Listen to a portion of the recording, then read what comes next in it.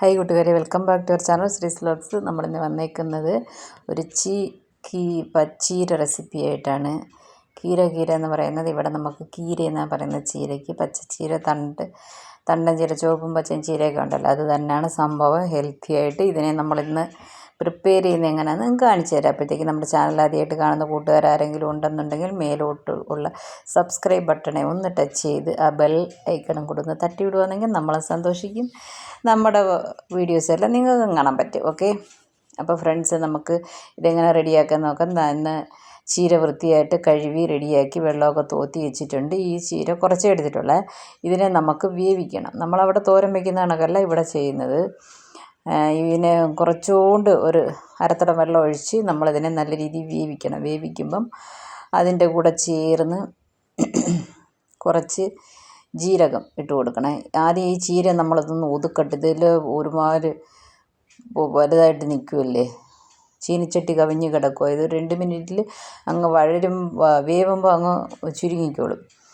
അപ്പം നമ്മളിവിടെ ആണെങ്കിൽ ഞാൻ കല്യാണമൊക്കെ കഴിഞ്ഞിട്ട് വരുമ്പോൾ ചീര ഇങ്ങനെ കടഞ്ഞെടുക്കുമ്പോഴത്തെ കാണുമ്പോൾ എനിക്ക് ആദ്യമൊക്കെ മനം മറിക്കും.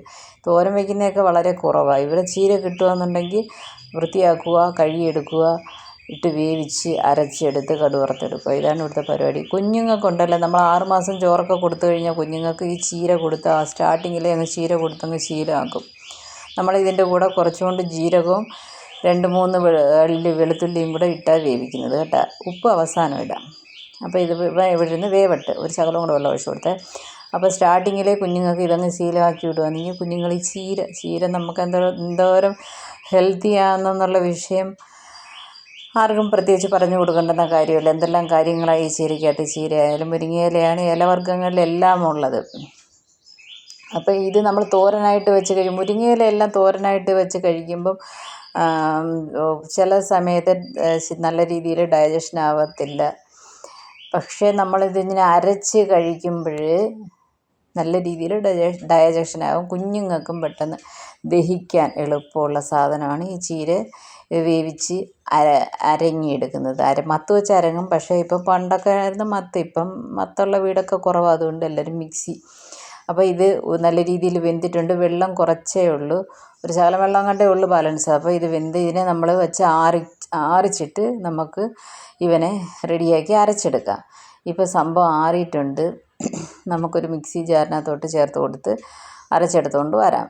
ഓക്കെ, അപ്പം ഇനി അടുത്ത ചീര കിട്ടുമ്പോൾ ഇതുപോലെ ഒന്ന് കടഞ്ഞെടുത്ത് കഴിച്ച് നോക്കുക. ഒരുപാടൊന്നും ഇട്ട് വേവിച്ച് കളയരുത്. ആദ്യം കുറച്ചൊന്ന് ടെസ്റ്റ് ചെയ്ത് നോക്ക്. ഒരു 10 ഇല മതി. അത് കഴിഞ്ഞിട്ട് നിങ്ങൾക്ക് ഇതിൻ്റെ ടേസ്റ്റ് ഓക്കെ എന്നുണ്ടെന്നുണ്ടെങ്കിൽ തീർച്ചയായിട്ടും ഇത് ഫോളോ ചെയ്യാം. ഇതിനകത്ത് ഒരു ശകലം കൊണ്ട് വെള്ളമേ ഉള്ളൂ കേട്ടോ. അപ്പം നമുക്കിവനെ അരച്ച് കുട്ടപ്പനാക്കി കൊണ്ടിട്ട് വരാം. ഈ വെള്ളം കൂടെ അതിനകത്ത് ഒഴിച്ച് കൊടുക്കാം. ഇതെന്തിനാണ് വെച്ചേക്കുന്നത്. അപ്പം നമ്മൾ റെഡിയാക്കി അരച്ച് കൊണ്ടുവന്നിട്ടുണ്ട്.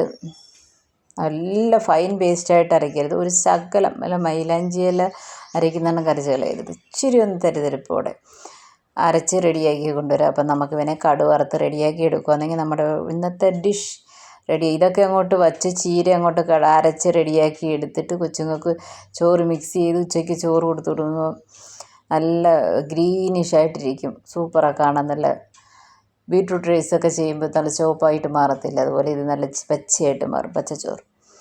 അങ്ങനെ നമ്മൾ ഇവനെ കടുക് വറുക്കാനായിട്ട് അടുപ്പിൽ പാത്രം വെച്ച് എണ്ണ ഒഴിച്ച് കടുക് പൊട്ടുമ്പോഴത്തേക്ക് നമുക്ക് ഒരേ ഒരു ഉള്ളി, കുഞ്ഞനൊരു ഉള്ളി ഇട്ട് ചൂടാക്കി അതിൻ്റെ കൂടെ വറ്റൽമുളക് ആണ് ഇട്ട് കൊടുക്കാനുള്ളത്. പച്ചമുളകല്ല, വറ്റൽമുളകും കരിവേപ്പില. ഒരു ശകല എരിവ് വേണം, അല്ലെങ്കിൽ മണമണാൻ നമുക്കൊരു മാതിരി തോന്നും കേട്ടോ. ഇവിടെ ഉള്ളവർക്കൊന്നും തോന്നില്ല, അവിടെ ഉള്ളവർക്ക് നമുക്ക് ആദ്യം ഒരു മാതിരി തോന്നും. അപ്പം ഇതിനെ റെഡിയാക്കി കടുക് വറുത്തിട്ടുണ്ട്. കടുക് വറുത്തതിനകത്തോട്ട് നമ്മൾ അരച്ച് വെച്ചേക്കുന്ന പേസ്റ്റ് ഇട്ടു നല്ല രീതിയിലൊന്ന് മിക്സ് ചെയ്ത് കൊടുത്ത്, ഉപ്പ് ഒഴിച്ചിട്ടില്ലല്ലോ, അങ്ങനെ ഉപ്പും കൂടി ഇട്ട് കൊടുത്ത് മിക്സ് ചെയ്യണം. അപ്പോൾ ഇവിടെ നല്ല ഇതേണക്കൊക്കെ കട്ടിയായിട്ട് ഇത് ചമ്മന്തിയുടെ കണക്ക് കുഴച്ച് അങ്ങനെ വെച്ചേക്കുന്നത്. പക്ഷേ എനിക്കിത് കാണുമ്പോഴത്തേക്കും നമുക്കൊരു മാതിരി തോന്നും. ഇല്ല, നമ്മൾ ഓണത്തിന് ചാണകം എടുത്ത് ഉരുട്ടി വയ്ക്കുമല്ലേ സെൻറ്ററിൽ, അത്തപ്പൂക്കളത്തിന് സെൻറ്ററിൽ ഉരുട്ടി വയ്ക്കുമല്ലോ, അതേ കണക്കിരിക്കുക. അതുകൊണ്ട് ഞാൻ ഒരു ശകലം വെള്ളം എപ്പോഴും ഒഴിക്കും. ഈ വെള്ളം ഒഴിച്ച് ഒന്ന് നല്ല രീതിയിലൊന്ന് തിളച്ചൊന്ന് പറ്റട്ടെ, ഇച്ചിരി ഒന്ന് ഡ്രൈ ആവട്ടെ. വെള്ളം ഒഴിക്കുമ്പോഴേ നമുക്ക് എനിക്ക് കാണാനൊരു ഭംഗി തോന്നത്തുള്ളൂ.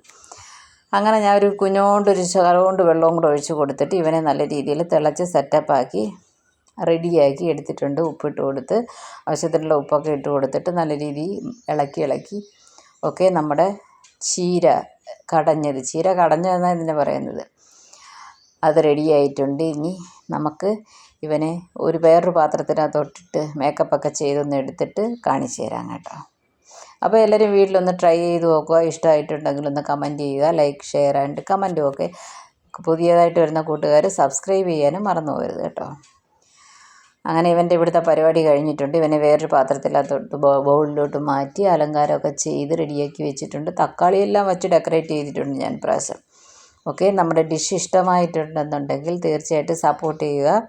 ഇതുപോലെ ഹെൽത്തിയായ റെസിപ്പീസ്, 4 മണി പലഹാരങ്ങൾ, പിന്നെ പല കാര്യങ്ങളുമായിട്ട് നമ്മുടെ വീഡിയോയിൽ ഉടനെ ഞാൻ വരുന്നതായിരിക്കും. Tata bye bye, see you friends.